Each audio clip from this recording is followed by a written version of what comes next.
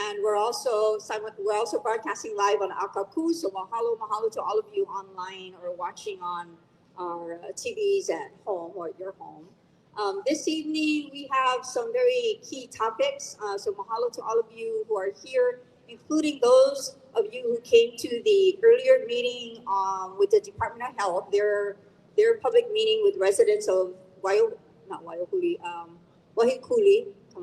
Wahikuli about cesspools. We had about 200 of the residents here earlier. So that was a very good discussion. I think DOH will take the information and then be back again. I'm looking at them for the clicker, but I have it. So tonight we're going to hear a little bit more about mental health care, interim housing, as well as host our usual question and answer session.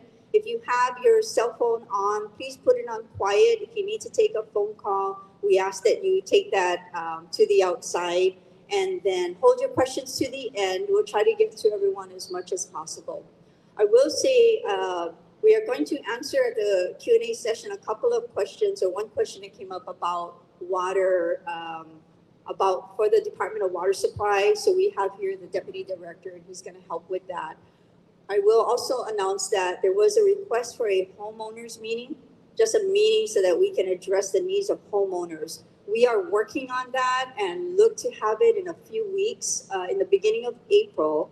It is contingent on getting those who are setting up the expedited permitting office with us. So at that meeting in early April, in a few weeks, it's going to be a very helpful meeting. We're going to talk about the coordination of infrastructure, the different agencies involved, from Public Works, Highways, Department of Environmental Management, Department of Water Supply, State, County, Department of Health. We are going to try to assemble as much of our folks together so that we can help with those questions and offer you an update on where we are with infrastructure that affects homeowners. So that meeting will be announced, we're hoping, by next week. So please stay tuned to that. Oh, sorry. I'm going to turn this over to Mayor to talk a little bit, share some comments, and then we're going to go to Councilmember Paulton and then on to the agenda. Aloha, Lahaina, Ohana. First of all, thank you for braving the weather and coming out here. We know how important these topics are to you, and so as they are to us. So we want to thank you for that. I wanted to thank Dr. Fink and Kathy both for flying in from Honolulu today. I know there were some traffic issues. So although we're here to talk about housing and mental health, I want to talk about traffic first, because that has a direct correlation to mental health, we all know. So that temporary light on Keawe that started today, I know there's a lot of frustration because it caused a lot of backup. We think the problem is fixed. What you were experiencing, if you were in traffic earlier today, was a minute, 20 seconds on the green, and then 30 seconds on the red. It's just been changed, so it'll be 4 minutes on the green, 20 seconds on the red. Now, if that doesn't happen, please call somebody from the state DOT, or is it county DOT? Where's the call? Who's it? Okay, you can call us. You can call us and we'll call them. We have their number. No, seriously, it should now be set on 4 minutes green, 20 seconds red. Again, that light has been requested for some time to allow folks to come out making the right turn going up, so it's not so dangerous. That we'll try to get that addressed. And then, of course, you're going to hear from our speakers tonight on the subjects that we think we can give you updates on as well. I wanted to make one other announcement. I wanted to thank FEMA. They are putting 169 units up at was formerly known as Lea Li'i. So there's two pieces you guys are going to hear about. Lea Li'i and then HHFDC Lea Li'i. They're near each other. That 169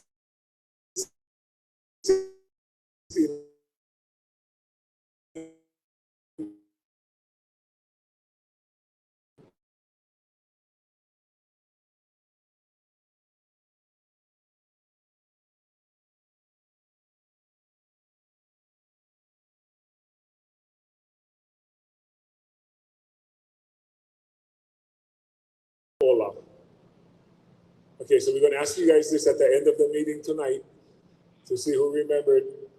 Kala'iola is the 450 units, and Kilohana is the 169 units that FEMA is working on. So if you hear that from now on, we're trying to do that to keep this easier and more understandable.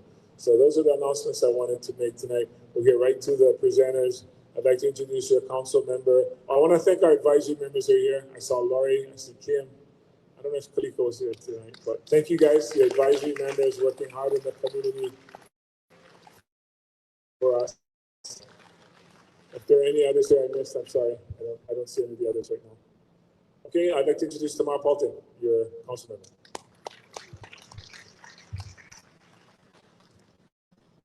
Aloha mai kako. So just a couple points.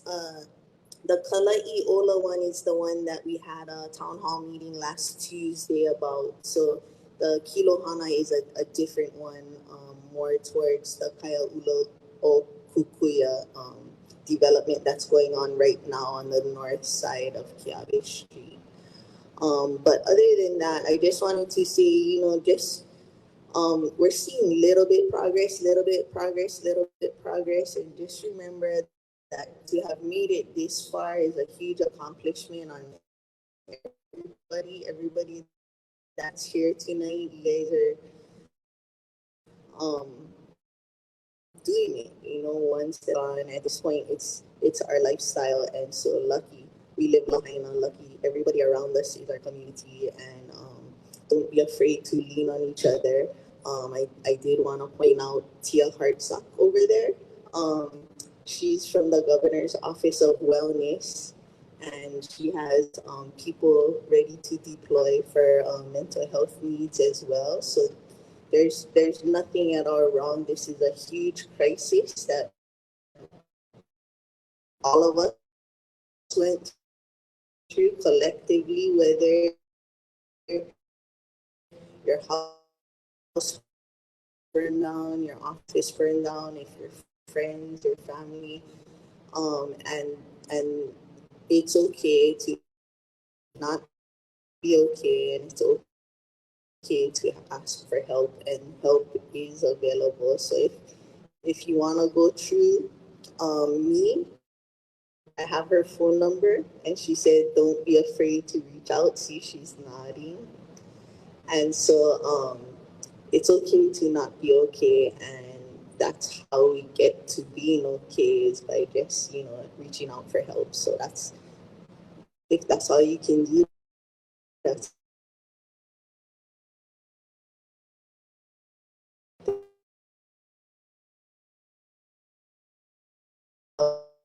me. And thank you for staying engaged and just being a part of this process and supporting your neighbors. Thank you.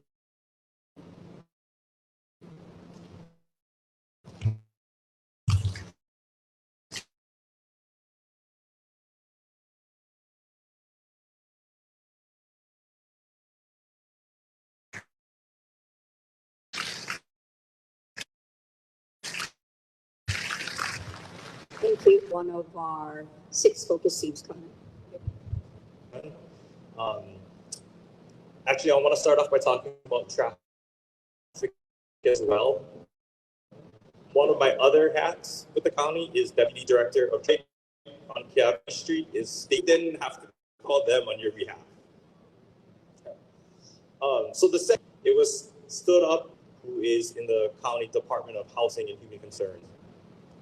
For the last 5 months, we have been working Department of Human Services and State Department of we understand that there have been a lot of calls for mental and behavioral health care services in response to that. And so we've asked a few of them to come and speak to a lot of the services that have been stood up and are available for you now. So with that, I'd like to call up our partners from the State Department of Health and State Department and Office of Wellness and Resilience to come and share a little bit about those.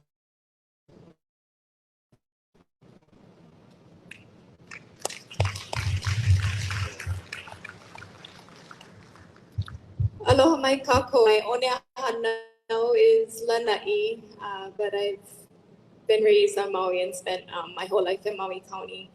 I think there's no denying that we've all experienced some enormous stress since August, and no one more so than yourselves here in Lahaina. So just wanted to share a few slides to help us recognize what's happening with our bodies, some simple things that we can do to kind of help regulate ourselves again. And then some of my colleagues will share some of the resources that are out there for you in your ohana as far as mental health resources.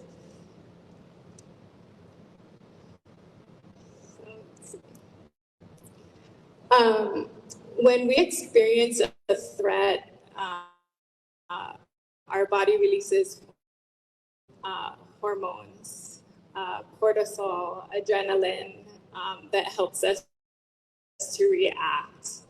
But when you are in a constant state of stress, that doesn't turn off, and it can be very exhausting over time. We feel this exhaustion of always being alert. That fight or flight reaction doesn't turn itself off, and the way that presents itself can be in anxiety, depression, digestive problems, headaches, heart disease, sleep problems, weight gain, and memory and concentration impairment. So sometimes these things are happening and we don't even realize or attribute that it is the stress, that's causing it. And like I said, some simple things to help regulate ourselves, get us back to, I think none of us have really experienced a complete normal state in these last few months, but just to help us feel a little more regular and help us to get through our day.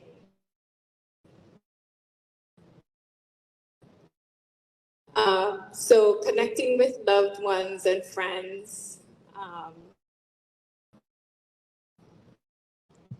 getting outside, spending time in nature, going for a walk, getting in the ocean, those things can really help regulating. Just taking time,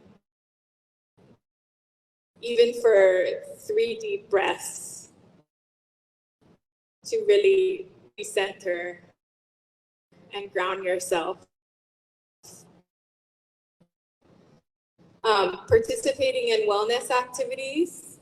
So a little later, Amy will share the different wellness activities that have been popping up especially at Royal Lahaina, at the Hyatt. There have been Lomi Lomi, the Kanikapila Project, playing music, all of those activities. It allows us to come together and just experience that joy being together. The physical touch, the lomi that releases all of that you're carrying in your shoulders, and walking around with that you may not realize. Talking to a therapist, so we will let you know how you can access those resources, especially here at the Lahaina Behavioral Health Center, but also, private therapists. And we're also working on opening a space at the Royal Lahaina where folks can do individual therapy, group therapy, and wellness activities. And just keep showing up like you have been, every week. It's so commendable than another. So mahalo. And Trevor Davis from the Department of Health will be going into these, into some of the ways that anxiety presents itself, and into, again, some more.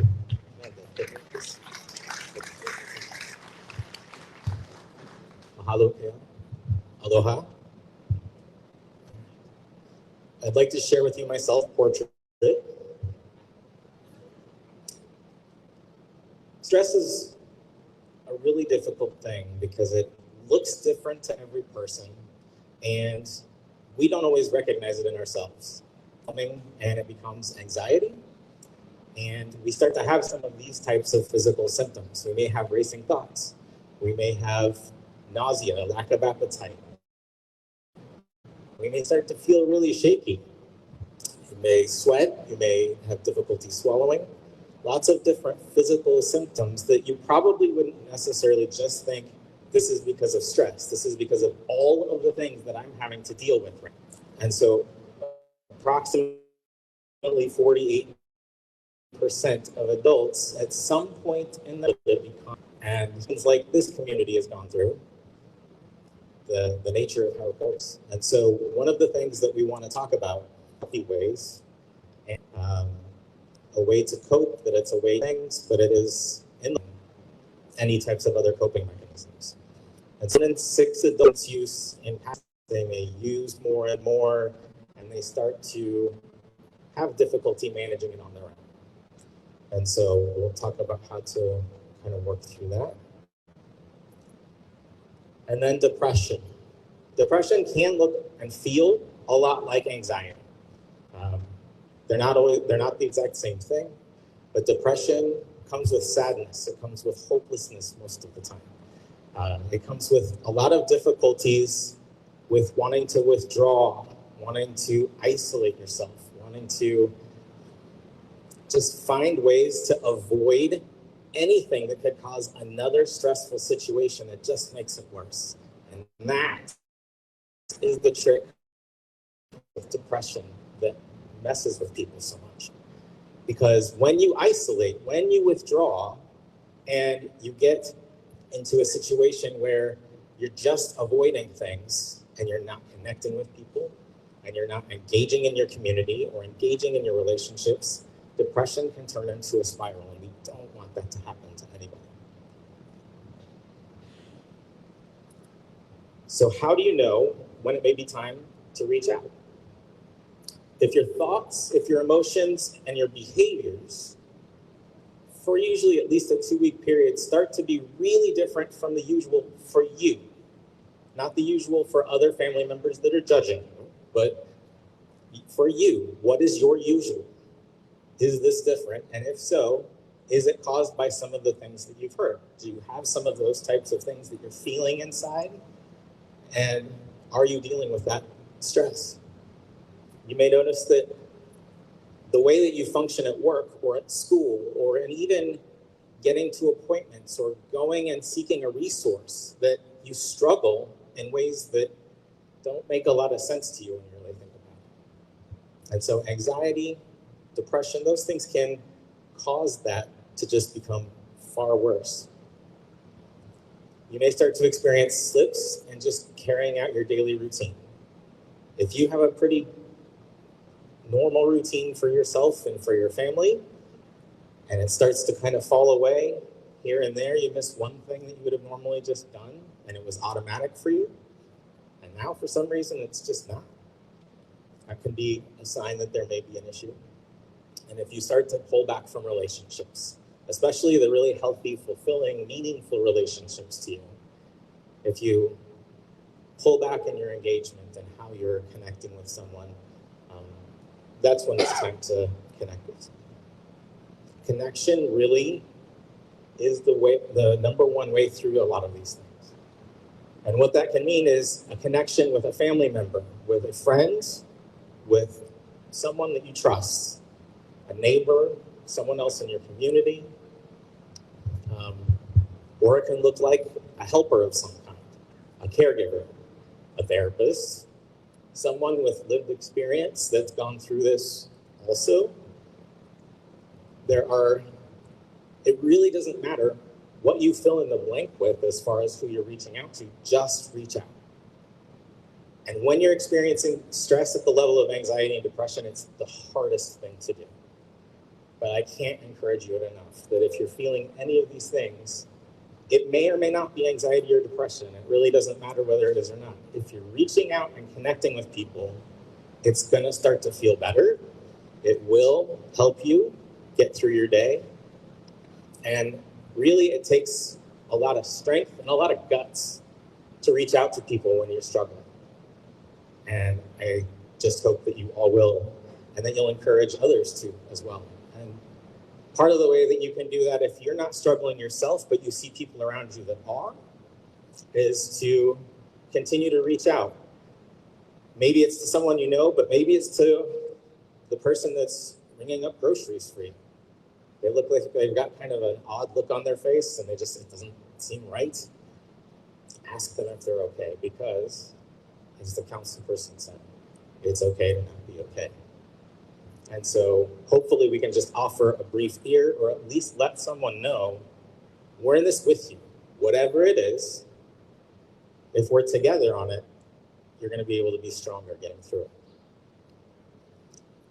One of the things the Department of Health has done over the last several months is put together a federal grant working with the Substance Abuse and Mental Health Services Administration to get a fairly large grant to enhance mental health and substance use services in the area. And part of that is an initiative to start a resiliency center. And the resiliency center is going to be set up to be a unified place in the community where someone can go and get help and support. If you're sitting there thinking, don't you guys already have clinics for that? Yes, we do. But there are also going to be services available in the resiliency center, because sometimes folks, for whatever reason, don't want to go and get those services. And the resiliency centers are different from our clinics in that there will be events held there. There will be traditional healing practitioners that will become available.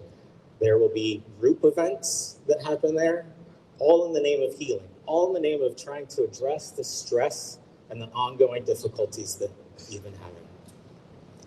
In order to have this resiliency center up and running, though, we're working on the facilities issues, but we need to figure out exactly where it needs to be and exactly what needs to be in it, and we're going to need you for that. We're going to be coming back here to talk more about the resiliency center in the near future, to say, what do you need as community members to be there? Because there's no point in designing it without you, right? So we need to know exactly what you need, what you want there, what's going to be the most beneficial for you. And that's what we want to make sure gets put there. Ideally, the resiliency center will be there for years and years to come, because we have a lot of difficulties to deal with for years and years to come, unfortunately. But it's going to be a place where we can come together, build those connections, and start to build resilience. We'll also have a resource center. We're looking at having that either combined or separated, but again, that's going to be up to what we are able to put together for facilities, and then coming back here to talk more about it. Part of our federal grant also is to expand behavioral health services so that anyone that's been impacted by the fires has services available to them.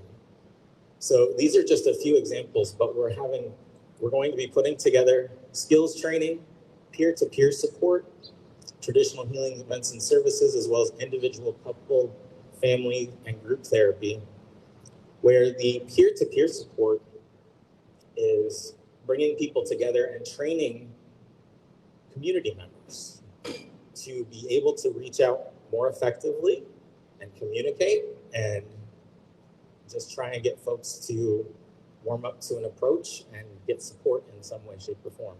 It doesn't have to be formal services. If you're looking for formal services, they're available. But if you want something different, those will be available too. And that's what's nice about having a grant available to us, is that we can go beyond the normal scope of what we might have had. So beyond those services, Amy's going to tell you about some resources and other events that are coming up. Thank you, Trevor. Aloha, good evening. My name is Amy Peterson. I am new to the Department of Health, not new to Lahaina. I'm going to quickly go through some programs and resources that are available that both Keala and Trevor and Tamara talked about. I think the words you heard a lot were engagement, and engaging in some of these activities will help all of our healing journey ahead of us. So the Wellness with Aloha workshop, we've partnered with the Hui and Maui Behavioral Health Resources to provide workshops for the community to go over some of the items that Kiala mentioned in her earlier piece about how to recognize stress in yourself and some coping mechanisms that you can use to as we move forward. So that is going to start on March 14th, and we're going to be at the Royal Lahaina. We'll have, you can sign up using the QR code. There's flyers around, and we will also, Trevor and I will be here to talk story after if you want to learn a little bit more about it. And then currently that's happening, some ongoing programs, the Panakapila project that Kayla also mentioned, that happens at the Royal Lahaina every Monday at 5 p.m. And Jason from Lahaina Music is facilitating that, and he has given away many ukuleles, and it's been a really powerful group that meets every Monday and Wednesdays at 12 noon at Kaanapali Beach Hotel or Kaanapali Beach Resort. And then also at the Royal Lahaina, the Maui Arts and Cultural Center has some different activities with hula, lei making, yoga, any opportunity. So Monday, Wednesdays, Fridays, and that flyer is also around. So we hope that you attend some of these sessions. Our goal in the SURGE project, or the SAMHSA Emergency Response Grant, is to offer a variety of programs and activities that obviously everyone's healing journey will be different. And so we're looking at a lot of different healing modalities that will fit in the community. So I wanted to also bring up the Maui Recovers events website. The team, Sarah, who I know you've met here before, her and Kayla have done an incredible job with including a lot of events that are happening around the community in the mauirecovers.org/events. And that is where we'll continue to promote different wellness activities. And then immediately we have the CCP program, which is a crisis counseling program. A lot of their community members that have been in the hotels and offering counseling support. There's a warm line, which is Monday through Friday, 10 a.m. to 8 p.m. that you could call for counseling or being connected to resources. These are community members here to help and support you. And also we'll have that resource available at the table. And then for immediate crisis support is the National Suicide Hotline, which is 988. And then the toll-free number of 1-800-753-6879 if you are in a crisis or anyone in your family is in a crisis. And then lastly, our Certified Community Behavioral Health Clinic, which is right down the road. That is a clinic that has therapists, psychologists, psychiatrists, occupational therapy, and family child and family counseling, as well as talk story groups. And if you're not sure what service or program you may want to start, we have some incredible wellness navigators or behavioral health case managers. Kamaile Luke leads those case managers, and they're really a resource to be able to help you or anyone in your family get to the right resources if you're not sure where to start. So those are the resources, and I'm in Lahaina and can be reached, and I'll be here afterwards, talk story, if you want any additional resources, and I am sure we will continue to come back and offer support in any way we can. So thank you very much. And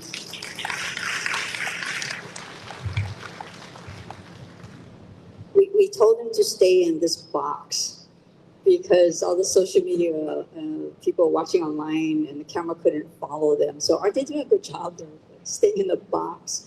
But we do want them to think outside of the box. So up next is Keanu Lauhi. We're going to go into housing as far as the status of interim housing. Keanu is our county's deputy director for the managing department. So they oversee all the departments. But she's also part of the leadership of the Office of Recovery, should be followed by Curtis Brown of FEMA, and then we'll hear a little bit from the state on their housing project. Keanu?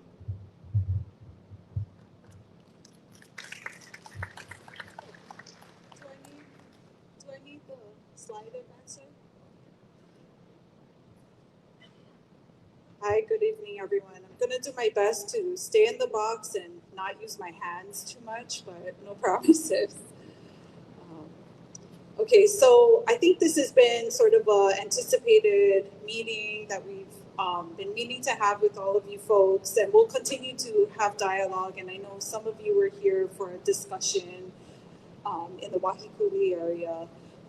And as Mahina mentioned, we'll be coming out by neighborhoods to talk with your community about some of the concerns as you start looking at rebuilding on your properties. So here's what we know. We estimate approximately 4,500 households are displaced, 4,500 households are displaced, 13% of which are homeowners, and a vast majority are renters. Of that, we know over 3,800 were sheltered in hotels at one point in time. So we've defined the housing stages are broken out here as temporary immediate housing, which are the non-congregate care sheltering hotel options that some of you are aware of, interim housing solutions, which we're going to discuss tonight, and then long-term housing or return to your homes or your residences. And I'll touch on that as we get to the county solution. So what we understand is that the vast majority of this community wants to remain in West Maui. I think that's been abundantly clear to at least the county and others. So many of the solutions in which you're going to hear meet that goal. So we estimate we need 4,000 interim housing solutions. And what you see here are the partners who will work to meet that goal. FEMA through their direct lease program, and we've requested FEMA to build a group housing site, and they'll talk a little bit about that. The state of Hawaii has their own group housing program project nearby here, and then the county of Maui continues to work with private developers and other entities to promote their private projects, along with the county's program, which I'll touch on in a little bit. So at this time, I'm going to turn it over to FEMA, and they'll go ahead and talk about their program. Followed that will be the state, and then I'll close it out.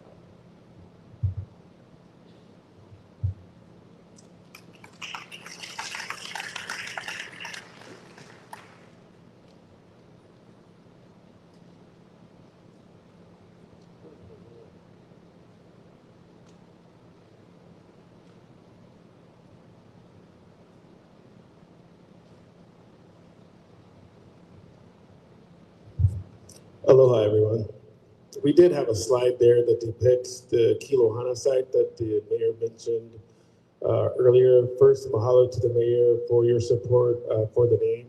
Kilohana simply means lookout, viewpoint, or high point for the site, which is fitting for the site, which is adjacent to the state's site. I wish I had the slide there so you could see where it was located, but before I go specifically or talk specifically about Kilohana group site, I did want to discuss and give you some updates on the housing numbers that we have so far, because it's a strong tie to the 169 unit Kilohana group housing site.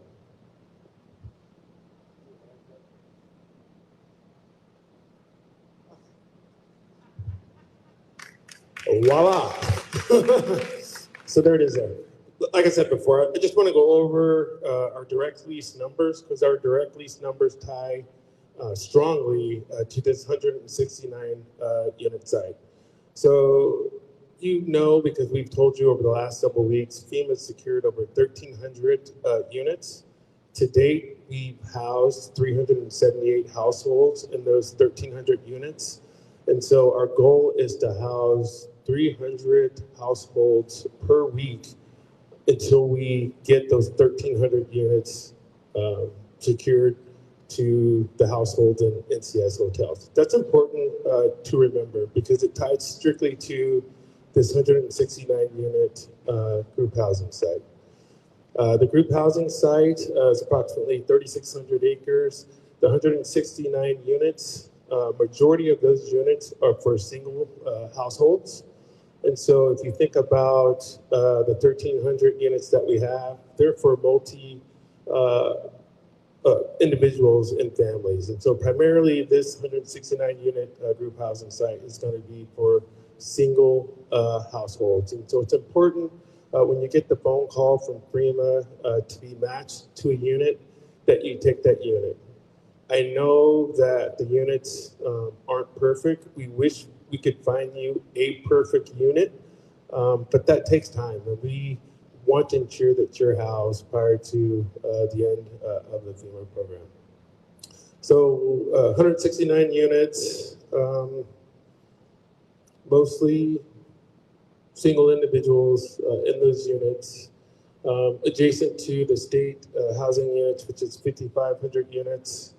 The comment period for environmental assessment will be announced on Friday, so they'll be out for a 7-day comment period. So if you have any comments regarding the environmental assessment, you'll have 7 days starting on Friday. Then we hope to have a naming public press release out tomorrow with the name, and then that press release would also give detail about what you see on the screen tonight.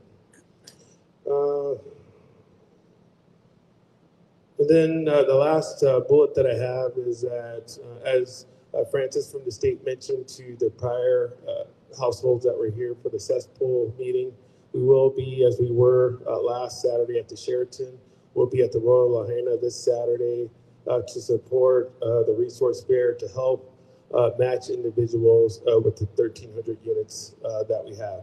I'll have to leave immediately following me being here. Tracy McCauley, if you could stand up, she'll be here to answer any of the housing questions that you may have during the Q&A. And mahalo for you guys. Thank you.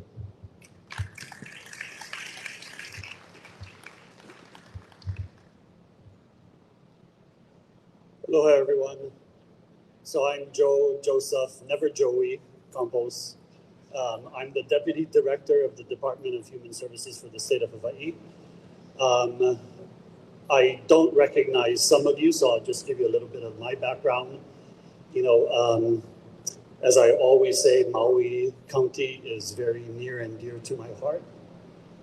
My mother, I was kind of a naughty kid, and my mother would send me to Molokai to help my uncle take the mules down to Kalapapa every summer for about 4 summers. I've never said this before, but at least twice as I was growing up, an application to Lahaina Luna would come in the mail. And my mother was like, I'm going to have you board at Lahaina Luna if you don't shape up. And my uncle was Herbert Campos. He was fire chief from 85 to 90. So Maui County is really near and dear to my heart. And so I just like to share that. So I want to talk to you about the state's build, Kala'i Ola. And we are very grateful to Kumuhula Pueo Pata, who gifted us the name. It means a place of peaceful recovery. And we hope that this is going to be a space where people who have been impacted by the fires and displaced will be able to have peaceful recovery. So this is the location, right? You know where it is. It's basically a stone's throw away. You'll see that the proposed area for the 450 units that we're going to put up is right above the villages of Leali'i. And phase 1 will have approximately 270 homes, which will hopefully be able to be placed July, August, and September. And then an additional 180 will be coming through. There's going to be a mix of different companies just because manufacturers cannot produce the amount that we need. A single manufacturer can't produce the amount we need. So we have, you know, a mixture of 4 different manufacturers, studios, 1 bedrooms, 2 bedrooms, 3 bedrooms. In addition, this is a layout, and I'm sorry it's kind of small, but we're trying to develop a real sense of community for those who will be housed here. We are also looking at having the availability for multi-generational ohana to be together. So a 3-bedroom can be put next in close proximity to like a studio or a 1-bedroom, just so that the ohana can stay together. And so you'll see in that middle there, there's a big rock outcropping that would just be insanely hard to deal with. And so that's why it's going to be kind of like in two separate sections. The bottom there, you see there's that round basin for retention water, that runoff. And you'll see there's a big green space. That'll be where the community buildings will be. So things like the resiliency hub that was talked about will be housed there. We're looking to have a Keiki Care or child care facility, just because child care is such an important issue for those who work. We are looking at having like your post office box there, just so that you can collect your mail. We will also be having possibly definitely kupuna care, kupuna gathering space. In addition, there will be spaces throughout for gatherings. Okay, so just wanted to share that with the group. And so these are the layouts. This is the factory OS model in 1 bedroom and 2 bedroom. This is the Kauhale Development Studios. And I'm going to tell you, okay, this, I want to make sure you know, yes, it's all glass, but there are blinds that go down. Okay, so there will be privacy. And so this is the Nano Nest 1 bedroom and the Nano Nest 3 bedroom with 2 bath design and layout. And then we have the Anova homes in studio 1 bedroom, 2 bedroom, and 3 bedroom. And so just wanted to share with you, Kala'iola, the governor's main goal and mission is to ensure that people have long-term housing. He is concerned about the well-being and welfare of all the people of Hawaii, but especially those impacted by the fires. And so we hope that Kala'iola will be a place of peaceful recovery. Thank you.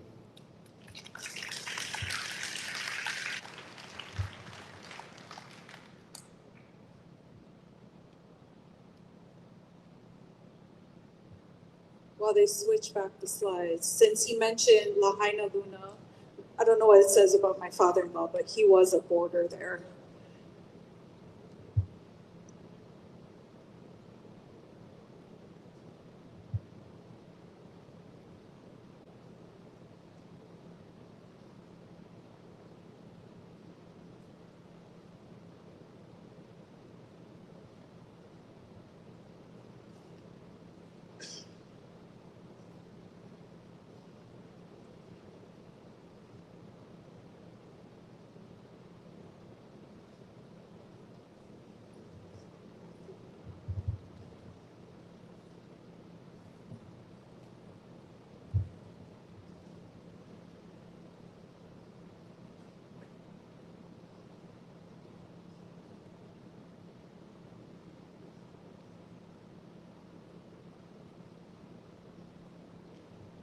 Okay, so the county's been working with some of these private developers to start expedite their permitting process for group housing sites. You may have seen in Kapalua working with TY Management, they had a groundbreaking for 50 units on their property.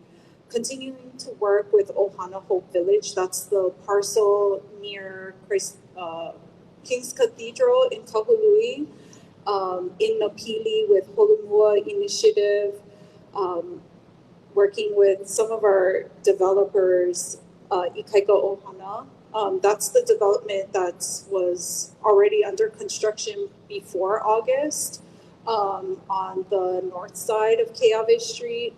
And then trying to expedite debris removal for Kupo'ohi, which unfortunately burned in the fire.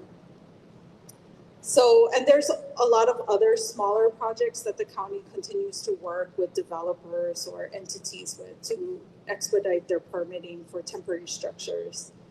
So the County of Maui is very focused on restoring the infrastructure within the affected area. And our goal is to return Lahaina residents to their properties that are deemed safe to occupy. The Army Corps is working extremely hard on clearing those properties, working really quickly to do so. right behind that, our infrastructure teams are still undergoing some damage assessments to our sewer lines, so that's still ongoing. But looking to provide water and sewer service to these properties to expedite your ability to reconstruct. In the next fiscal year, we are proposing to do an allocation to housing nonprofit partners to assist with the rebuilding effort through either grants or loans for individuals who want to and are ready to rebuild. So the things to know is we will be having to come back many, many times to your groups. Likely we will do them on a neighborhood basis sometime in April, just because depending on the neighborhood, we know there's a lot of questions about like roadways and what can you build. And so I think we believe it's more constructive to do it as a workshop with our partners.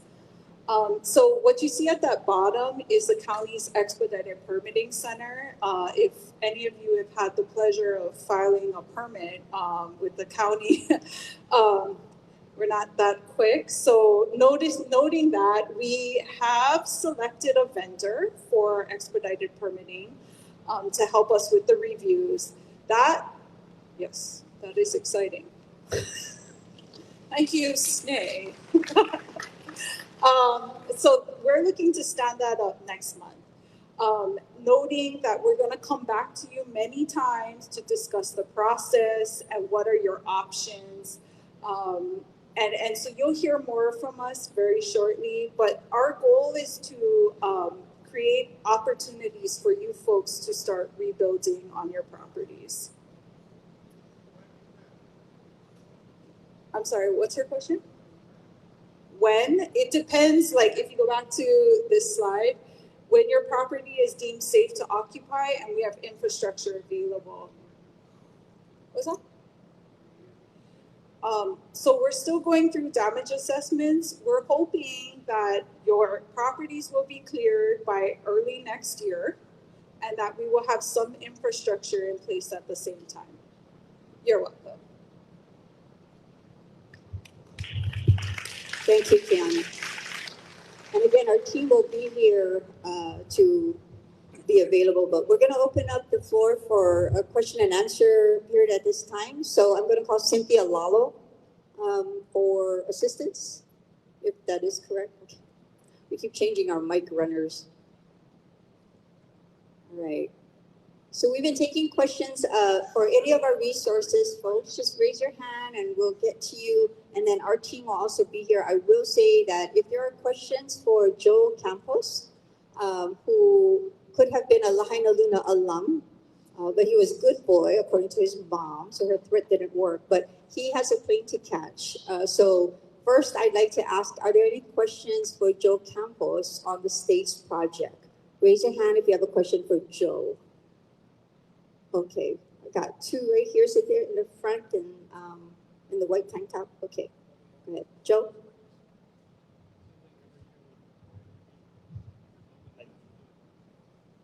Hi, Joe. Nice to meet you and thank you for what you're doing and all of you. I do have the question about the Ke'Laiola units. Now, that's FEMA, something FEMA is building, is that correct? No, so this is the state's build. Okay. For Question. FEMA ineligible. Okay. And have they decided on rent for these particular units? So that's something we're currently in the process of looking at. I can say pretty much that at least the first year there will be no rent.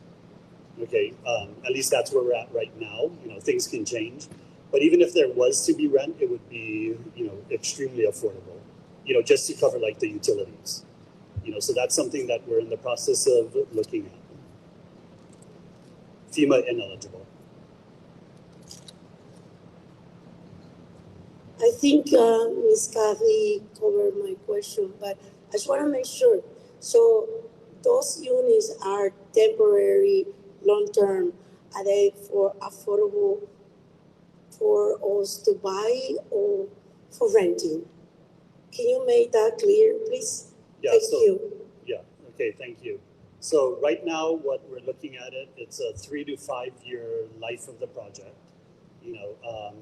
They are then going to be either available for people to purchase at a reduced rate if they want to move it to their properties, or some of it will also go back to DHHL, Department of Hawaiian Homelands, so that they can utilize them for future development. And then regarding the rent, it's still a policy decision that we're working through.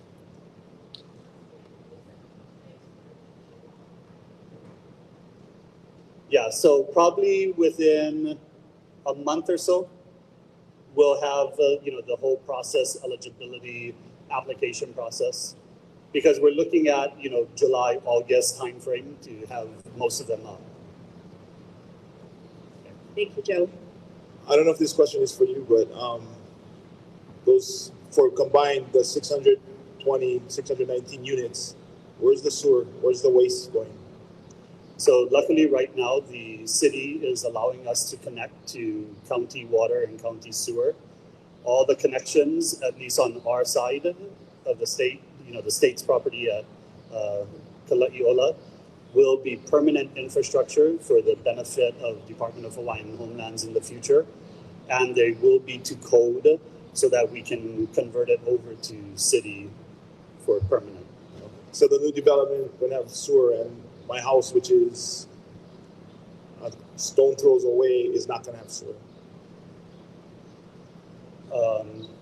I mean, I was just at the other meeting at 4 o'clock. We're talking about you're on septic? Cesspool, and it's right. The picture is right above my house. Okay. I'm on Fleming Road, so it's Fleming, and they're gonna get sewer, and we're not gonna get sewer, or we gotta try to decide what we're gonna do. That doesn't make sense to me. Okay, yeah, I'll leave that to the city. Yeah, I think Joe, I think at the homeowners meeting, those are some of the things we're gonna have to iron out. That's coming up. Thank you, Joe. Any more? If not, we're gonna go to chemo. So is there one more for Joe? And there's actually two. Raise your hand. Okay, there you go. Thank you. Joe, if you could share with the audience in this time before application process starts, what they should start getting together, i.e. birth certificate, social security card, 6 months of bank statements. Okay, so our process is going to be very different than possibly FEMA's process. There's not going to be a security check that goes through or a background check. We're designing it to get people into the homes as soon as possible. We are developing, what kind of documentation is required. And, if you have ID, fantastic. If you don't have ID, we'll have a process to be able to have either like self-attestation, where you just say, yes, I certify that this is who I am. There is a very detailed kind of process for that, but it won't be, if you don't have an ID, you don't qualify. One more at the very top. And then the person in the red cap. Okay, we'll go to the very top and then to the very end by the front door. We're doing the Joe questions first. So with all that, all the housings above, where's the traffic going? Because if it's a 3 to 5 year project and we live and we build below there, we can't have traffic going in our neighborhoods, or even when they're cleaning up. How's the traffic going to work for that? Yeah, so unfortunately there are only certain roads in and out, right, for ingress and egress. We are going to make improvements to Leali'i Parkway, and I believe Fleming is going to be another process. Okay, well that's something that we'll have to the development that started before the fire, that's what they wanted to do, and we all said no, and then we were told it would not happen. Okay, then I will have to check with our planners on that. I know that the primary is going to be Leali'i Parkway improved. So it'll be opened up to actually have the 2 lanes, both up and down. All right, we're getting some running here. So we have 2 in that area, Cynthia, 1 and at the top, and I'm going to come back down here. Go ahead, sir. My question is if some of those little units can be provided to some of the existing homeowners to be put up on their existing dwellings? Okay, and so the question is, are you FEMA eligible or FEMA ineligible? I am, but my question is in regards of other people that are not, and they still have the property, and that's something that people want to know as well. Yeah, so if they're FEMA ineligible, then we will work to see, how many need homes, and the first 450 will be, provided to people in the group.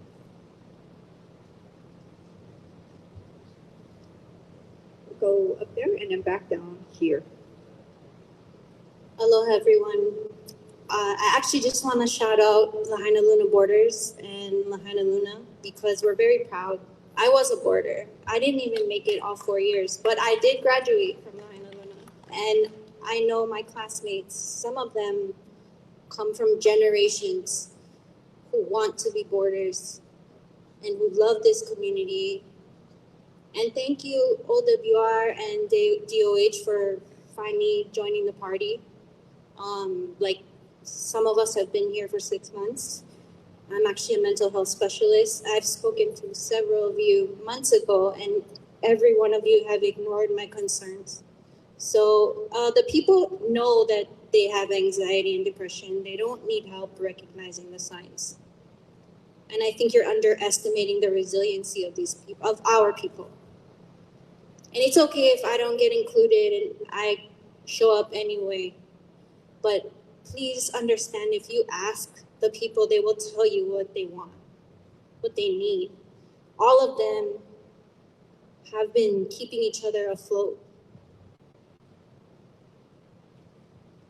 Again, just to clarify, my mother wanted to send me to Lahaina Luna, and I had no problem because Maui County is special to me. So this was not a slight on borders at Lahaina Luna. I was just sharing my experiences with Maui County. Thank you, Joe. Right here, Al.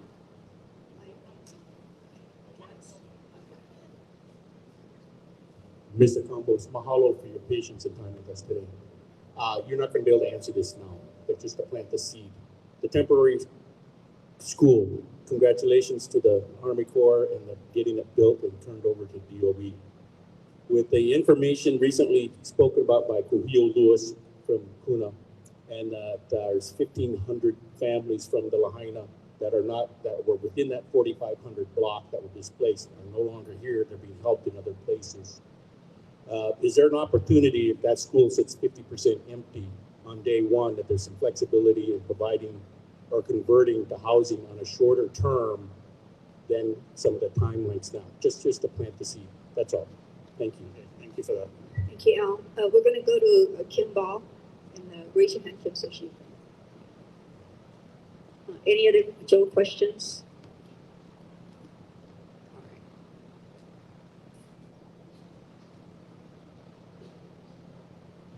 Of the FEMA eligible, is there any preference given to first responders or teachers?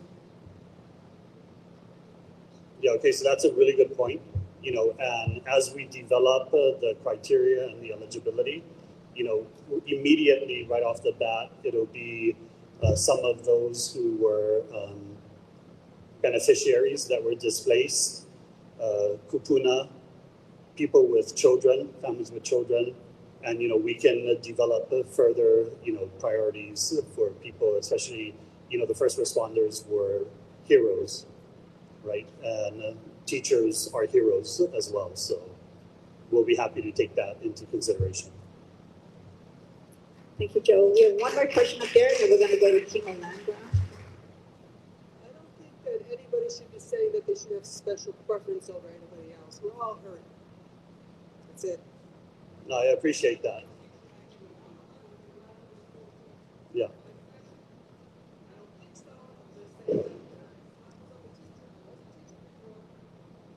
Yeah.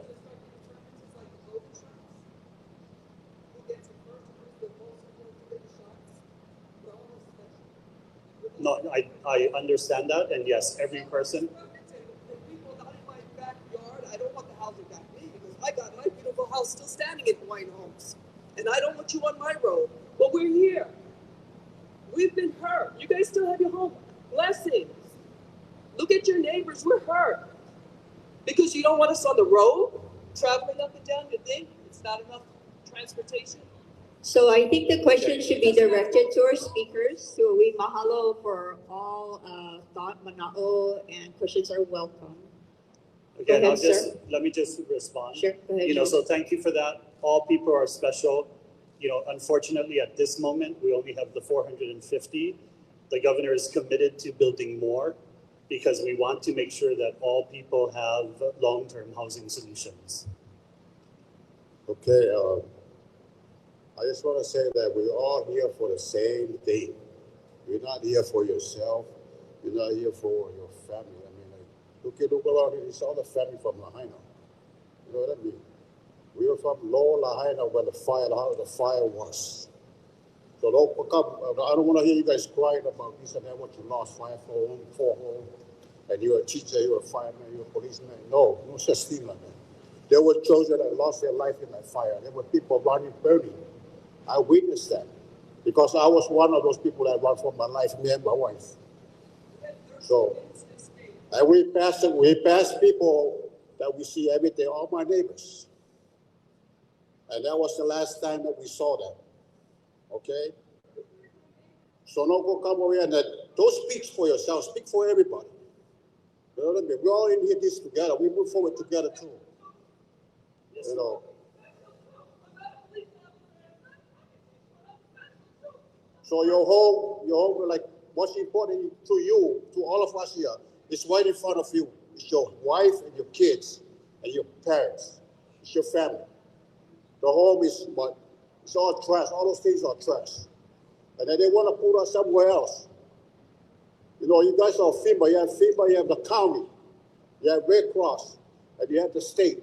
You guys can move mountains. Okay? Don't tell me that you guys get 10 years down the road. No. You guys can move mountains. You guys can do this in no time at all. Don't go spending money about building this over here, building this over there. For what? And you guys talk about stress. You know what is stress coming from? People don't have home. They want you guys to move the needle so they can go back to their land and build their home. All right? That's the bottom line. And besides that, you guys open up this place too fast. Okay? The tourists is flying all over. You guys are taking all our people out from the hotels. And now they're on the street. And you know what? You cannot build anything else, any business. You gotta build a community first. Those are the backbone of all the business in Lahaina. You guys understand that or no? Yes. And now you guys want to kick them out. They have no place to go. I know that because I know a lot of them. And all the Filipinos are my neighbors. And I speak for that. If they cannot stand up, they speak for themselves. So get that to you guys' brain. Use your brain or use your ass.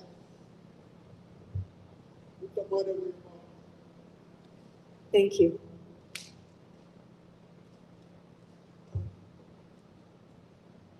It's fun. No, all mana'o is welcome. We're going to let Joe go. We're going to finish a question that we had last week about water at Wahikuli that we couldn't answer. And so we asked Kimo Landgraf, the Deputy Director of our Water Supply Department, to come this evening and address it. Kimo? Okay, so I guess there's a question last week about the water in Wahikuli, in particular Aina Kea Road. So the water in that area is still under the unsafe water advisory. Right now, all the water mains in that area have been tested. We are waiting for the results from the lab. In 1 to 2 weeks, we plan to start testing the service laterals. And the focus will be on Aina Kea Road, and trying to get down to be amended as quickly as possible. Probably you're looking at 3 to 4 weeks before we can amend Aina Kea Road, depending on what we find and what kind of corrective actions we need to take.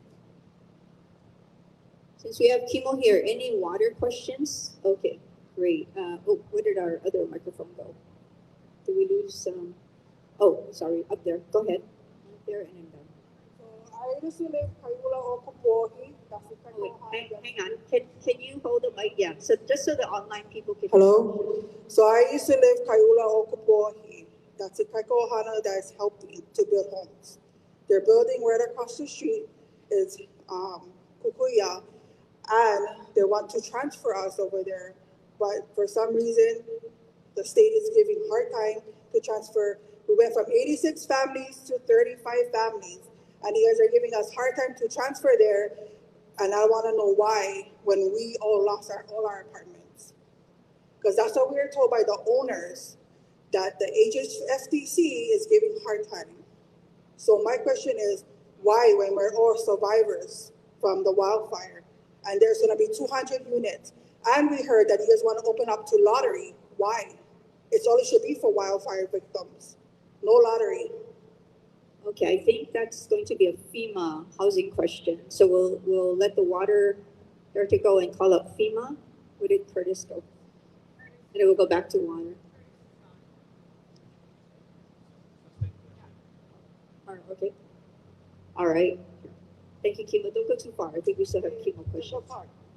Hi, Tracy McCauley.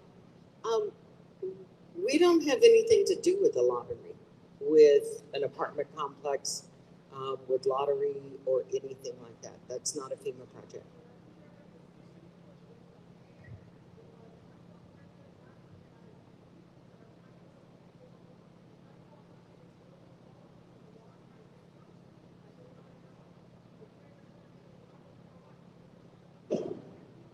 Right, so that would be a state or county question, yeah, it's not a a FEMA state question. question. I think we're going to have to, I see Joe going up to connect with you. We'll go back to the chemo question right here in the green, and then I saw another hand up right behind him, one in the blue. Hi, thank you for coming to answer our questions. I own a house on Waikuli Road below Ainakea, and between Fleming Road, Ainakea, and Waikuli Road, there's 23 houses in there that did not burn. There's people living in there. Of those 23, probably half have Ohana units. So we're talking about 30, 35 dwellings that could be lived in if people want to live in that area. We've called and emailed countless times, and you guys have been good about responding, but it still doesn't make any sense to us. When I go on the county website and look up the Ainakea tests, it shows no detection for the tests that were done on Ainakea. My neighbor on Fleming Road, he ordered an EPA test kit and tested his water, and it tested okay for drinking. So we don't see you in the neighborhood flushing the lines. We don't see anything going on. My house, I had a FEMA family that wanted to rent it, and FEMA just called us and said we got to cancel, and they had to tell that family they can't move in. That's heartbreaking. So there has to be some way to speed this up. Yeah, so we have to follow a protocol in the testing because we have to make sure if we decide to amend an area, it will not get recontaminated.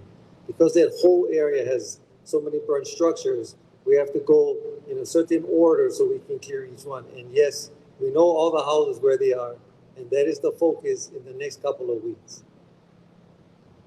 Thank you for your response. Isn't it possible for you to shut off the valves that you have in the various intersections to isolate the areas there that still have homes so that those homes can get water first? I mean, nothing against the vacant lots, but it would make sense to put people back in the houses first as fast as you can. Yes, we can do that. But we have to test all the service laterals of the structures in that area before we can do that. Because we have to make sure that none of the service laterals are contaminated. And so we will do that, and that is what we're trying to do. Okay? Thank you. Can you raise your hand, woman? Yeah. I don't know the hand signals to point you up. Actually, I think you did answer the question. I was asking, Ainakea is a long road, and you're going to do the whole road from one end to the other. Yes. Okay. All right. Thank you, Kimo. At this time, raise your hand if you have been. Oh, Auntie, right here. Which wiper? She's like over here. Right in the front. So sorry. Don't go away, Kimo. Yes, I'm an owner of a home that is also standing, but it's down south of Shaw Street. And it's L5, as I recall from the maps I've seen. For some reason, everything north of Shaw is L6, south of Shaw is L5. I'm not real sure how that numerology works, but could you please share with me the status of L5? Because again, the linchpin, one of the building blocks for getting people into, interim housing, no matter whether it's long-term or short-term, is if you get all of us who have homes standing into our homes, it opens up where we are currently. So let's get it moving. So that's what we're trying to do, and EPA is helping us. So the only reason why there's an L5 and L6 is hydraulically, that's how it works. We need to separate the system based on the hydraulics. So they have tested all the mains through L5, okay? We still need to do all the service laterals. Total service laterals between L5 and L6 is about 1,800. So that's about 1,800 tests. We're gonna try and do about 200 a week. But if we find a contaminant, we need to do corrective action. No, we're not joining them. It's easier to do the whole, so we could do the main testing. We need to do it's easier to do all the mains at once so we get the clearance. Once we get the clearance and we know the mains are good, then we can test the service lateral. Because if the main doesn't test good, then it's no use to do the service lateral until we clear the main. So if we can clear all the mains, then we can go ahead and start doing all of the service laterals. Correct.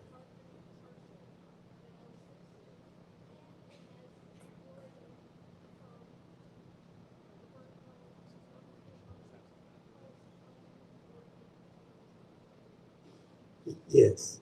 Yeah, so it's going to be happening all over. We're not going to only say we're only going to test Aina Kea.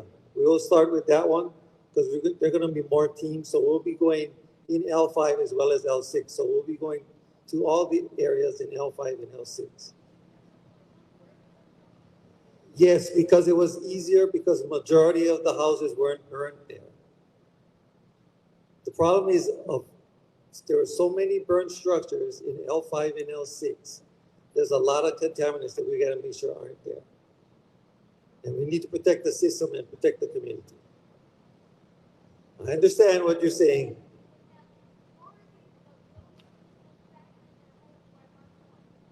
Who said that? I'm not the So for those online who cannot hear the questions, it's just an expanded question about a small neighborhood and a March date that the state had given. I think Kimo has answered it as best as he can for now. He will be here after as well if there's more. We are going to go to the gentleman there and then here. Go ahead, sir. Kimo, I live right here on Kaniao Road, 1C. The county gave us the go-ahead that water was safe to drink a while back. And last week, the EPA came and gave me a flyer saying they were going to test again. So I'm just wondering if the water is good or not. No, if we say it's safe to drink, it is. So if you come up to me and tell me your address, because it might be a divider someplace where we shut off one valve, so the whole system was isolated. Okay, so the EPA is still going to test. Not I don't know where the EPA did. Kaniao maybe above, I'm not sure. But if you come see me after, I can answer your question. Okay, and then one right here in the front row or second row. Hello? Okay. Real quick. So with all these additional units, right, that we're going to build so we can house all of us that are in here, do we have enough water to support that? Because water is a big topic, right now, more so now. So yes, we do. We have enough water to support it on a temporary basis. All right. I think they want to know what is temporary basis. Okay, well, it's the housing. Depending the 3 to 5 years for the housing, if it's temporary, then we can support that. And as people hopefully move back to their properties, then less people will be in a temporary, more people go back to their homes. So just kind of balances itself out. All right, for any questions, not just chemo. Okay, we'll go here and then up to Uncle Earl. Did you raise your hand? Okay, so my question is about the expedited permitting center. And my mom happens to live in an area where she needs a building permit, she needs flood permit, she needs historic permit, and SMA. So this expedited permitting that's going to be launched on April 24th, is that going to address all of those? Unfortunately, there are going to be parcels who won't be eligible for the expedited review. Okay. And I don't know if who can answer this, but you know, in the previous meetings, they've been talking about us having substandard streets, and we know that's what it is, yeah. But we want to make a decision on building, right? And I feel like, okay, well, if we're going to decide to build, let's say a 2,000 square foot home or whatever, then you guys come along and say, okay, well, we need to shorten the street. How is that going to work? Can somebody address that? Yeah, so our fire department has done their initial analysis of the roadways and, you know, I guess where they need a little bit extra coverage. But that's the purpose of these neighborhood meetings, to get into the meat with all of you about your individual questions on what you can rebuild, how we can help you get there. Okay. So, sorry. So my next question would be, do you have a list or of like, you know, what neighborhoods you're going to go to so that we can plan, you know? Hello, okay. Yeah, that's coming in a week or so. We'll publish the list. It's going to start at the end of this month. Neighborhood meetings. Okay. And then that's going to be published on MauiRecovers.org? Yes, Maui Recovers. Thank you. You're welcome. Okay, Uncle Earl, Okihiko, and I thought I saw a hand up here. Okay. Okay, and then just a reminder, folks online aren't able to hear, so when you're asking a question, just ask it straight to the mic. Go ahead. I'm not sure if this was a question for Joe or for county housing, but I know he did mention that these pods were being provided through state from the governor. So my question would be, is it a possibility for those of us that have still our property, no home, is there an opportunity for us to have those pods put on our existing property in the interim of our homes being approved, and or in the case of those of us that live in Waikuli that have to wait for the sewer line to be built, which Shane said was going to be between 3 and 4 years. Is there a possibility that the governor can say, hey, let's put these pods on existing homes or existing lots in the interim as well, instead of going and doing a planned community elsewhere? This is what county-state handoff looks like. You go, no, you go. And this is why I stayed a little bit longer before I left to catch my flight. You know, that's a suggestion, and I'll definitely take it back to the governor's office. One of the issues is that what we're building currently at Kalaiola are for the FEMA ineligible, specifically also in NCS in the hotels, just to be able to get them out of the hotels and into a space where they really can recover. But definitely, you know, we'll take that back to the governor and see what kind of policies can be developed.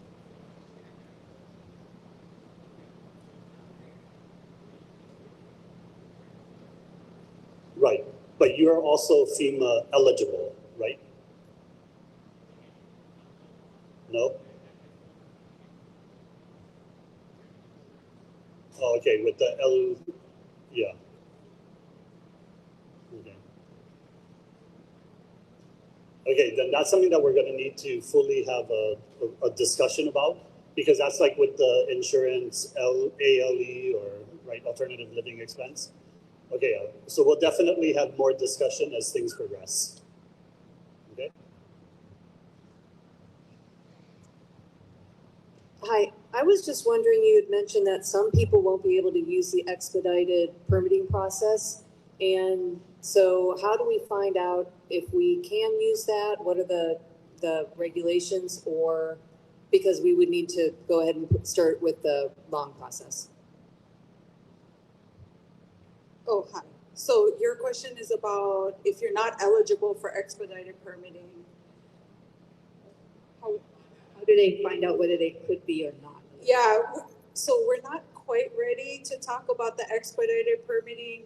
We will be ready once our vendor is fully on board and how we're going to communicate with you. I'm imagining a map would be very helpful for all of you who can qualify for that. So, you know, unfortunately, I can't give you a ton of information, but stay tuned because we are working on getting the program set up with our consultant.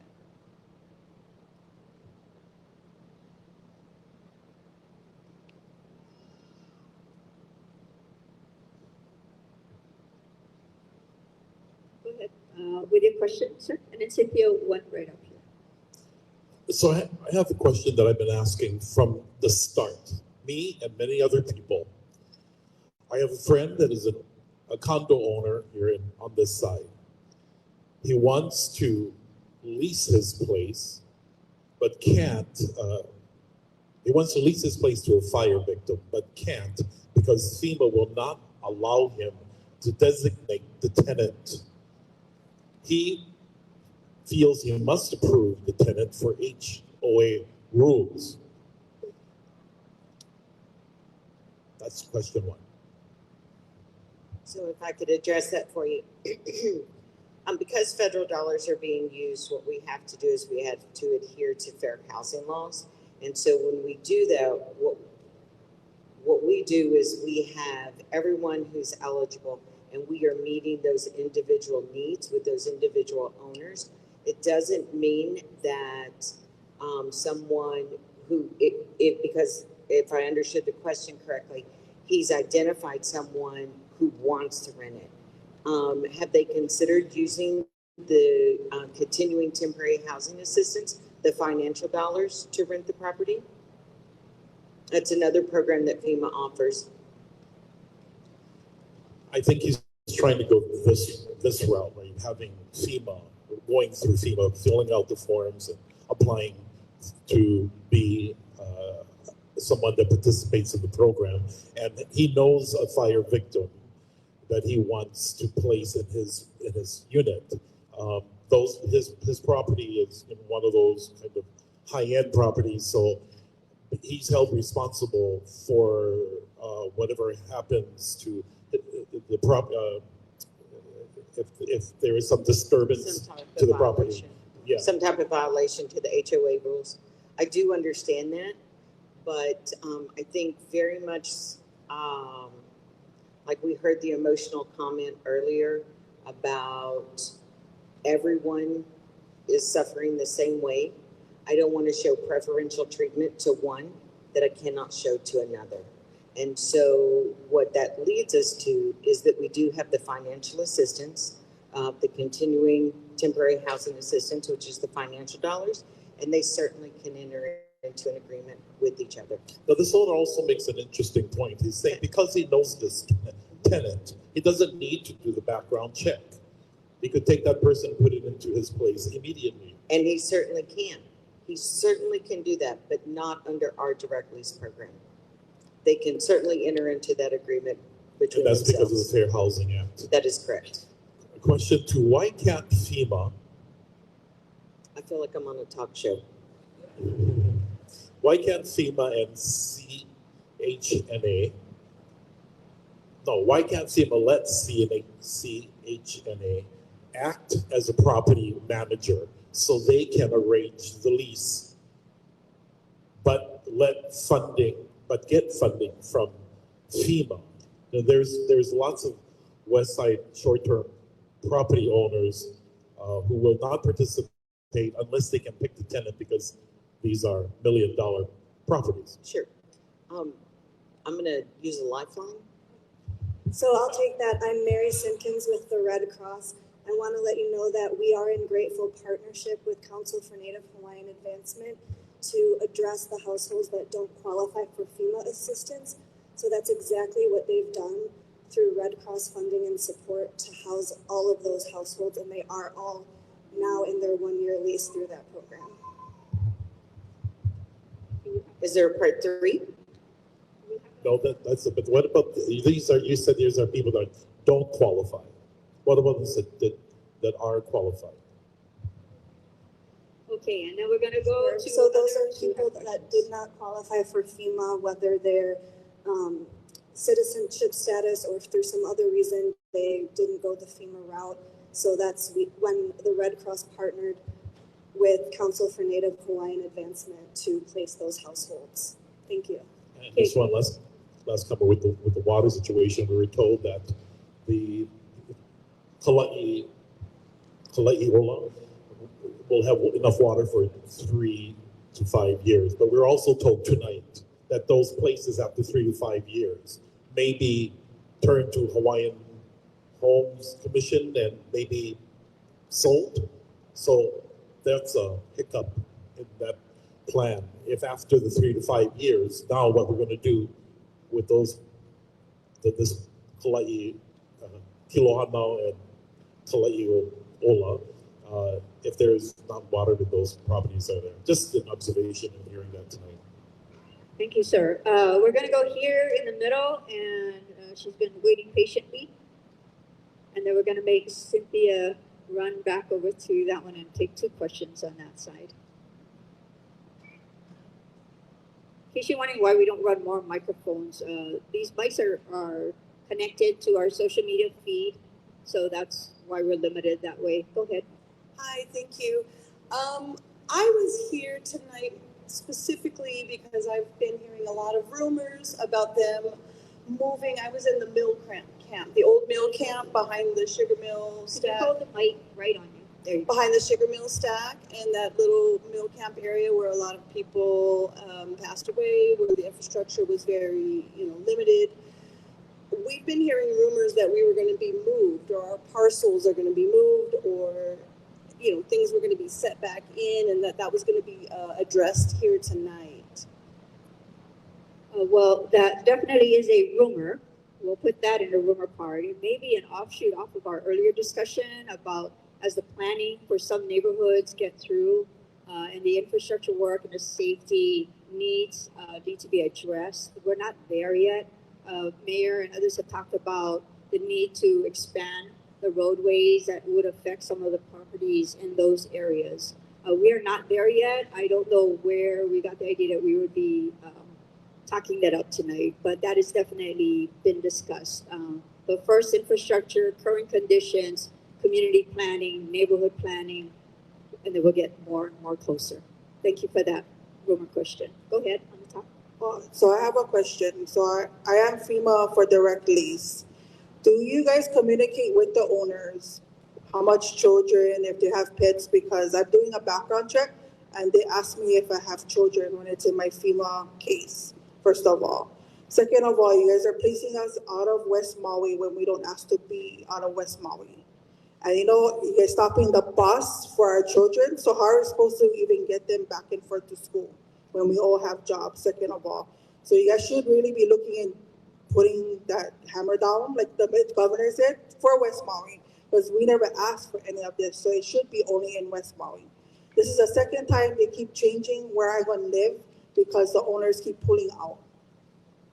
And my second question is, not a question, but I'm letting you know that you should teach your FEMA workers to be compassionate, because when they talk to us, they're very rude, a bunch of assholes, I'm sorry, but they are.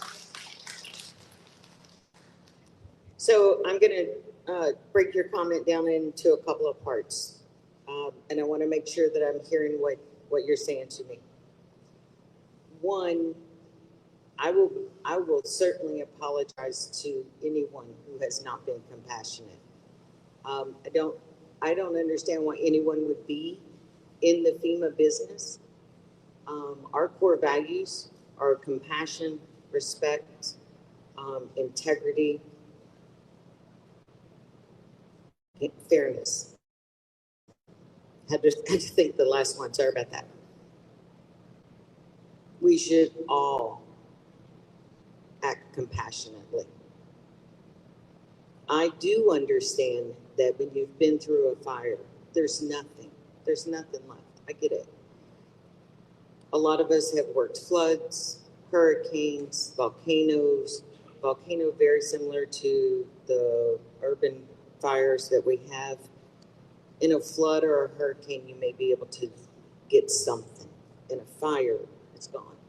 So I will take that back to our team and really say strongly, we have to put ourselves in our survivors' shoes to have a better understanding. Now, first part of the question, everyone wants to stay in West Maui. I understand that. I don't have units in West Maui.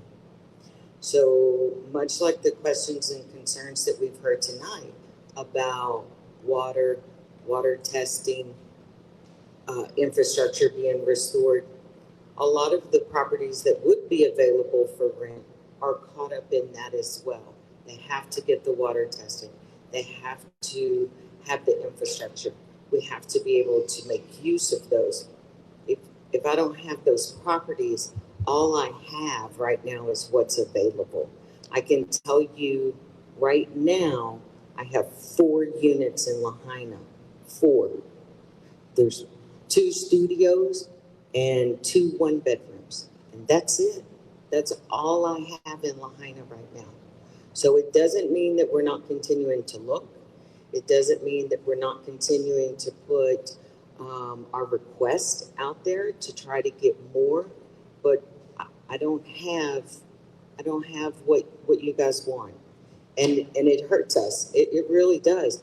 Because we're hearing you on the phone saying, I don't want to go there. I don't want to go there. I want to keep my kids here. My job's here. But I don't have anything else to offer. Did I answer all your questions or did I miss one? Are we communicating? We are communicating. We're communicating with our vendors that we need properties with accessible accommodations for some of our individuals who may need like grab bars, roll-in shower, elevators, those kind of things. We're communicating that to our vendors. We understand that your pets are your family too. So we're begging for those kinds of units. The other thing that we are emphasizing strongly is back to our community with service animals. You cannot charge pet insurance. You can't charge extra deposits for any of that because it is a service animal. So we're communicating all of that across the board. And when we're looking at the properties we have available and we're talking to survivors, we're trying to make the best match that we possibly can. We do understand it's frustrating. It's frustrating on our side as well because we don't have what you want and what you need, but we can be, I will take it back to the team that we need to be more compassionate in our communications with our survivors. Thank you. We'll go on to the next question. Go ahead, sir. Okay, so my question is, I guess, regards to permitting and involving infrastructure. So with the expedited permitting process, I know you said you guys never finalized them yet, but since we have a property in the burn zone, we lost our family home, the thing in burn, but a property in the burn zone that I had my permit in there for 2 years and counting already, still never get them. Are we going to be put in that expedited process or we're going to get put on the side? Because we still never receive our permit, but I mean, we just waiting on one thing and I just like know that. And then my second question is, if the lot is cleared, so our lot is cleared, deemed okay, but infrastructure never get checked out yet. can we not start building already, and then as we build, hopefully they're gonna be looking at the infrastructure to see the thing is okay, and by the time we the build is finalized, tie in after. Is that even on the table? Is that okay? Is that not okay? I mean, I just want some clarity on that. Okay, so the first part of your question, as long as, I think my understanding is about 1,200 parcels that are eligible for the expedited permitting. So as long as your parcel is one of those 1,200, it's going to be eligible. Now, see me after, we can talk about your existing permit. The second part of your question is that is certainly on the table of can you pull your permit, start your construction. We know it takes a while to construct, get contractors lined up and what have you, and then tie in and hopefully the infrastructure is in place. So that's certainly on the table, but again, we haven't finalized the procedures because we haven't fully brought on the consultant yet. So, you know, we'll continue to have conversations with you and many others as we start to roll out this program. Thank you. Cynthia over there, and then up here. Thank you. My question is for Kimo, right, from the water department, and the lady here from FEMA. It kind of all coincides together with what this lady was saying up here. It's kind of the same thing as this gentleman down there. I'm kind of echoing what he was saying earlier, but one of my home, actually my only home, is still in the Waikuli area. And we had gone through, I unfortunately had to move my family to the Big Island because my businesses are gone in town and it's my livelihood. But my house is there, and we went through the program to get our house listed with FEMA, and we were approved. We went through all of the steps to have our house listed. We signed the contract, and today we got a text message saying that our houses are no longer eligible, and they told us it was because of the water department. And so, like, you know, my house that, you know, I unfortunately can't live in anymore could be housing this family right here. I have 2 of them, and there's 24 houses on our block that there's some of the people have similar situations to me, some don't. We're all neighbors, so we all kind of talk. But I just would really hope that, you know, my situation's a little separate. I know, like he was saying, it's not just about me, but it's my specific question. And I think, you know, I think it could be a help if we could prioritize the houses that are still there in either way. But anyways, do you have a timeline for when the water might get cleared? So for Wahikuli, we're hoping we can do it in a month. It just depends what we find when we do the testing. Yeah, we you know, we had water tests individually, and we delivered water bottles and things like that, but they still cut from the program. So we're just curious, you know, like later on, what that timeline is. So about a month, you're saying? Yes, hopefully. Okay, thank you. We're going to go up there to Jackie, and then the gentleman right here in the brown in the middle. And then to Singro. Sir, I see you. I'm going to go. Hi. So my first comment, I believe it was Tracy, right? So I was discussing with Sneh Patel earlier that he has been trying to figure out how to communicate with someone about. So part of the issue with you guys being able to acquire properties on the west side is that you don't have someone who works in short-term rentals on the west side that is communicating to these owners that like knows them and can speak their language. And so he's been trying to connect with someone so that he can help to acquire some properties on the west side, but has been unable to. So could he connect with you after and try to? Yes, I am trying to stay in the box, but I have some information right there. Okay. So I'm gonna come out of the box. Thank you. So I know the mic doesn't work when you come out of the box. The mic works when you go back in the box. Okay, hold on. And then Cynthia, there's a gentleman here that's been waiting patiently, and then in the peach sweater. Okay, let me give her this phone number.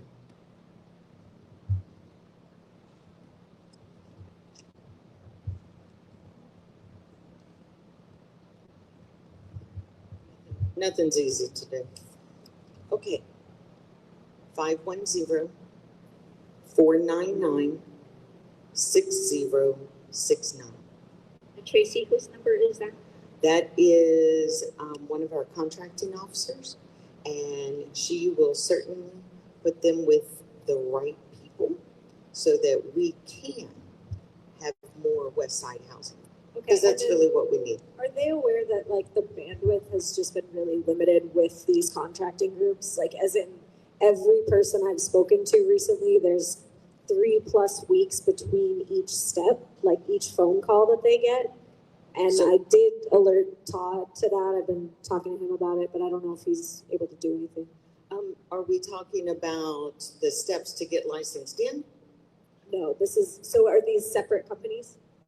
Yeah, we have 3 vendors. Great, thank you. And then my next question is for Mary.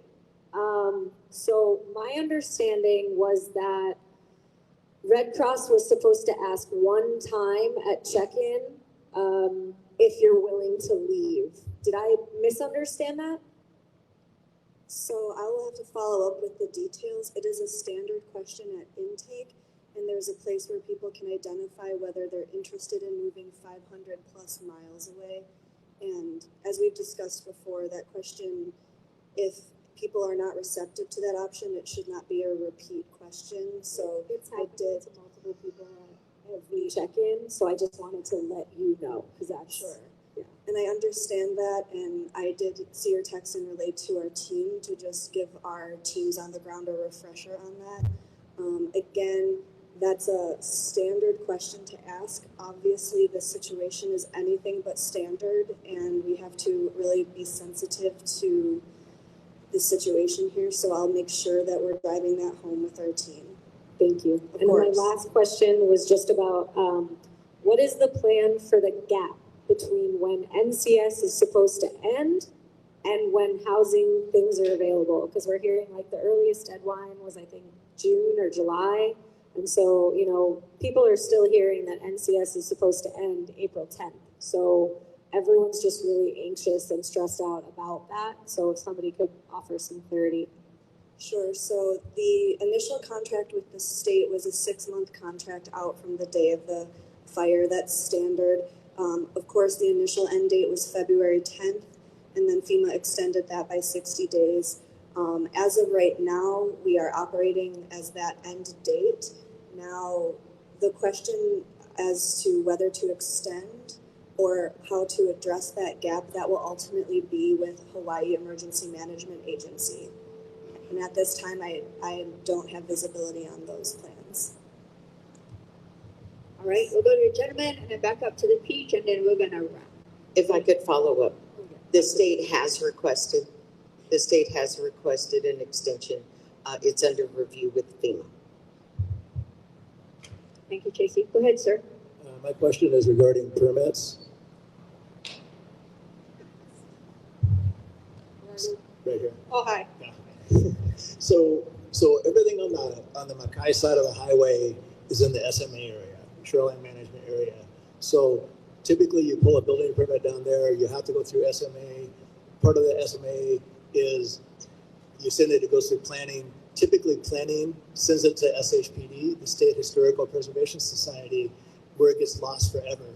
I just finished building 2 houses in Hanakauai, and I waited 18 months for SHPD to approve my pier pads, 15 pier pads to build a house.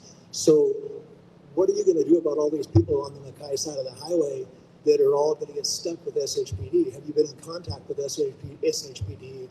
Are you going to waive that?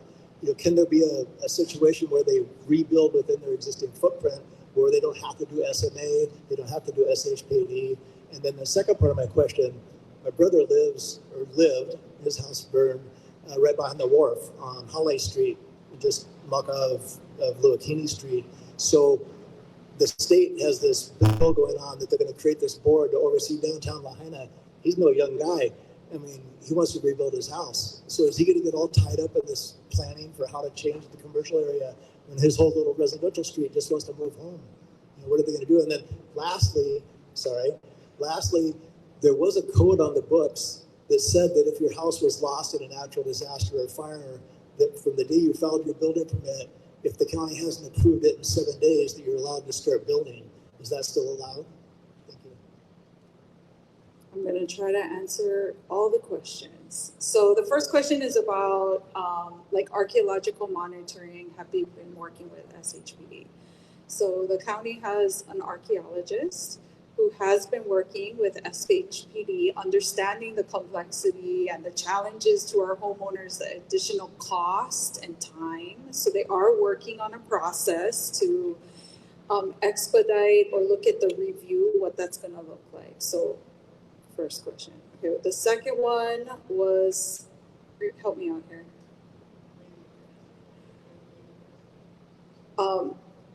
I don't know that the county at this time has considered waiving our review. What I can tell you is that's a state law that's in place, but the county is considering,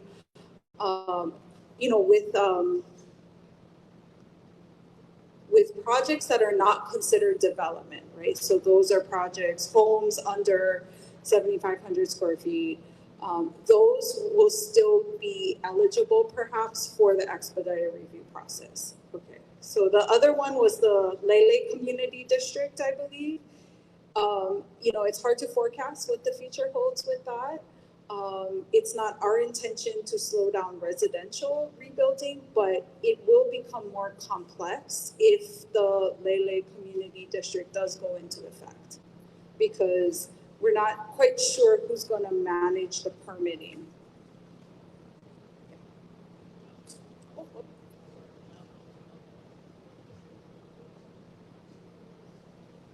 I wish I could speak with clarity on that. I'm not sure. We'd have to get back to you.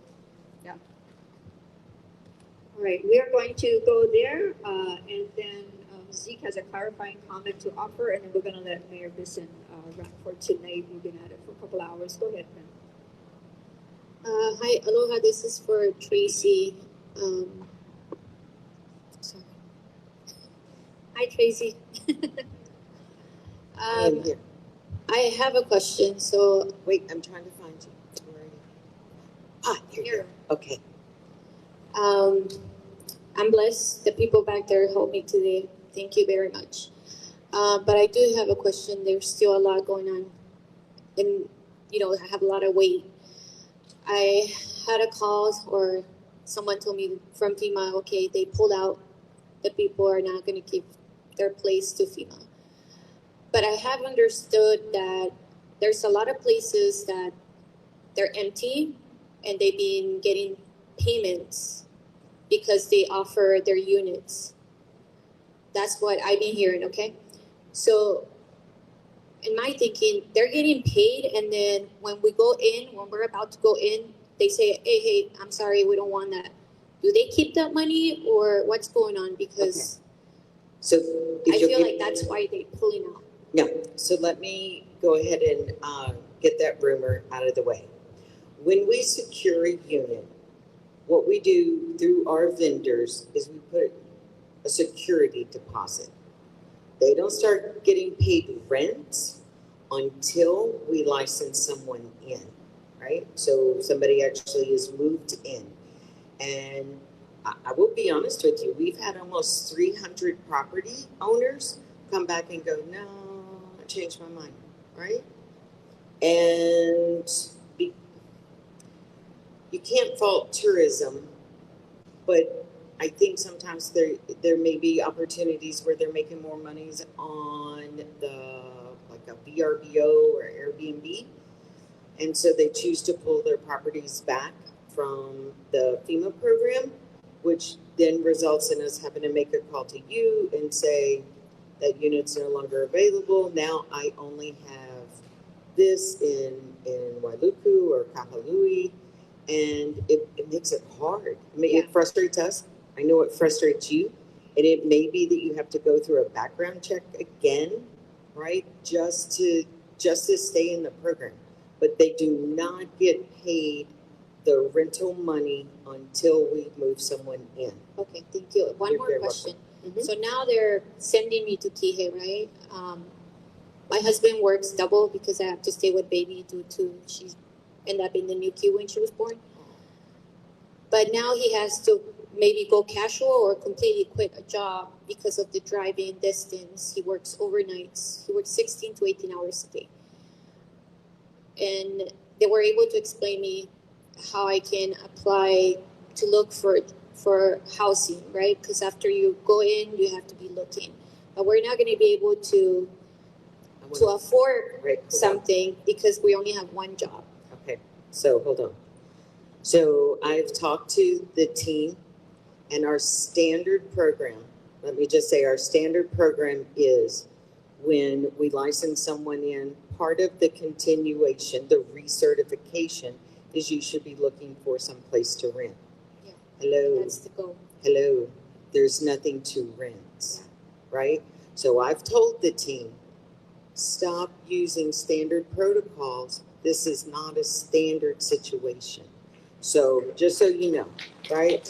They're doing their job. They are. Yes. And they're following all of our SOPs. Yes. But sometimes we have to step out of the box and think about where we're at. And so it's hard to say, are you looking for rentals? FEMA, you had a hard time finding this rental, right? So there's that. And we're not, and I do want to say, we are not taking long-term rentals that are out there. We are only taking those short-term, very, I hate to say very expensive, but expensive rentals that vacationers would be using, because we do want to keep some housing available for individuals who want to use CTHA or something else. Just one more thing. So my fear is that if I take that unit and I'm there pretending, they tell me 4 months, 4 months, but we're in the second month, and then the people say, we don't want to give it to you guys anymore. Is that allowed, or they have to follow the contract? Yeah, that they you have do to with follow them? the contract. They have to Because follow the contract. that's my fear of moving out, and then they're like, you know what, no, and then where am I going to go? So then they're in violation of the contract, and I'm not the contracting officer on this, so I don't want to speak to it, but they would be in violation of the contract, which gets into legal matters that they probably don't want to deal with. Thank you. Thank you, Tracy. We're going to have Zeke do a clarifying comment on a question that came up, and then we're going to ask Mayor Bisson to close for the evening, and we'll still be around for those of you who have additional questions. Zeke, maybe. You got to be in the box. This is Zeke from our Office of the Mayor. You know what it is I have a conniption every time we do it, because the second people start doing this with the microphone, nobody can hear anything. The worst is when people are doing this, and then I got to turn them up, and then you hear the woo. But my clarifying comment that I wish she was still here, but the one thing that the Tito had mentioned up on the top was that when they accept something outside, like let's say Kihei, Wailuku, anything outside of West Maui, but have students that are reliant on government transportation for their students to attend the Lahaina schools, there's been a notice in the last 2 months saying that that service is going to be suspended for the South Maui area. So for the parents that have children that need to have that service, that's why it's also a big issue for them as far as accepting that housing outside of the West Maui community. Because as you've alluded, some people are working 2 jobs, some people can't do the distance, and if you consider that they rely on that transportation and don't have it, they can't accept it. Otherwise, they have to move their children to different schools. So as a comment that I know that she probably wanted to share with FEMA and maybe even a representative from the State Department of Transportation that is working on the contract, so that if there's anything you guys can do, the parents that have children that are attending West Maui schools that may have to accept interim housing outside of this community, they need that transportation service subsidized. It has got to be funded. Thank you, Zeke. Before Mayor closes out, just a reminder, the slides are on mauirecovers.org. They also show up on the live feed that is recorded on the county's Facebook page. Mayor Bisson. I just want to thank everybody again for all the great questions. This is not a perfect situation in any way. There's nothing good or great about anything that's happening, except for the energy and the effort that everybody's putting in. And I just want to thank the speakers tonight. If you can help me thank them for coming out here, braving. They know that they're going to get asked some questions that they don't have the answer for tonight. And thank you for not booing when that happens, understanding that they're getting up to speed on this just as much as everyone else. So I just want to appreciate your hospitality when we come out to Lahaina, those of us that are not from Lahaina, to come and try to share information. Appreciate, we'll get back to all of those that were told they would get an answer back to them. You will get that follow-up. And we're gonna take all the comments that you said and make sure we get it back to the right people, whether it's someone's behavior, someone's conduct. We'll make sure that that all gets. That's probably the most important piece too, is that we treat each other with that grace and treat each other with the respect we all deserve. And so, if that's not happening again, please let us know that. But again, very thankful for the great questions. Please follow up on the mental health pieces that were offered tonight. And even if it's not for you, if it's for somebody that you know, that you see, please follow up on that, because that was probably in my mind, the biggest takeaway for the night. And so I just want to say thank you again, everybody. Drive home safely. Have a good night.